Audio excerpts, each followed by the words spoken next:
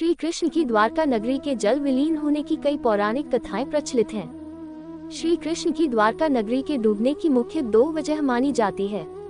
चलिए जानते हैं इनके बारे में। हिंदू धर्म के 4 धामों में से एक द्वारका धाम को भगवान श्री कृष्ण की नगरी कहते हैं। द्वारका धाम गुजरात के काठियावाड़ क्षेत्र में अरब सागर के समीप स्थित है।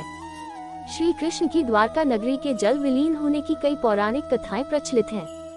चलिए जानते हैं भगवान श्री कृष्ण की द्वारका नगरी के डूबने के पीछे क्या वजह थी। पंडित इंद्रमणि घनश्याल बताते हैं कि श्री कृष्ण की द्वारका नगरी के डूबने की मुख्य 2 वजह मानी जाती है। पौराणिक कथा के अनुसार जरासंध द्वारा प्रजा पर होने वाले अत्याचारों को रोकने के लिए भगवान श्री कृष्ण मथुरा को छोड़कर चले गए थे। श्री कृष्ण ने समुद्र किनारे अपनी एक दिव्य नगरी बसाई। इस नगरी का नाम द्वारका रखा।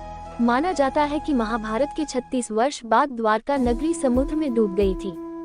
महाभारत में पांडवों की विजय हुई और सभी कौरवों का नाश हो गया था।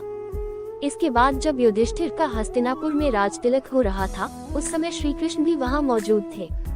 तब गांधारी ने श्री कृष्ण को महाभारत युद्ध का दोषी ठहराते हुए भगवान श्री कृष्ण को श्राप दिया कि अगर मैंने अपने आराध्य की सच्चे मन से आराधना की है और मैंने अपना पत्नीव्रता धर्म निभाया है, तो जो जिस तरह मेरे कुल का नाश हुआ है, उसी तरह तुम्हारे कुल का नाश भी तुम्हारी आंखों के समक्ष होगा। कहते हैं इस श्राप की वजह से श्री कृष्ण की द्वारका नगरी पानी में समा गई। एक अन्य पौराणिक कथा के अनुसार एक बार महर्षि विश्वामित्र, देव ऋषि नारद, कन्व द्वारका गए।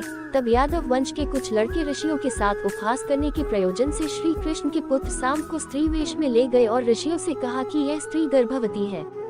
आप इसके गर्भ में पल रहे शिशु के बारे में बताएं कि क्या जन्म लेगा।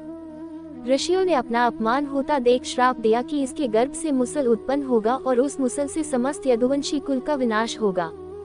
उसके पश्चात सभी यदुवंशी आपस में लड़ लड़कर मरने लगे थे। सभी यदुवंशियों की मृत्यु के बाद बलराम ने भी अपना शरीर त्याग दिया था। श्री कृष्ण पर किसी शिकारी ने हिरण समझकर बाण चला दिया था, जिससे भगवान श्री कृष्ण देवलोक चले गए। उधर जब पांडवों को द्वारका में हुई अनहोनी का पता चला तो अर्जुन तुरंत द्वारका गए और श्री कृष्ण के बचे हुए परिजनों को अपने साथ इंद्रप्रस्थ लेकर चले गए। इसके बाद देखते ही देखते पूरी द्वारका नगरी रहस्यमयी तरीके से समुद्र में समा गई।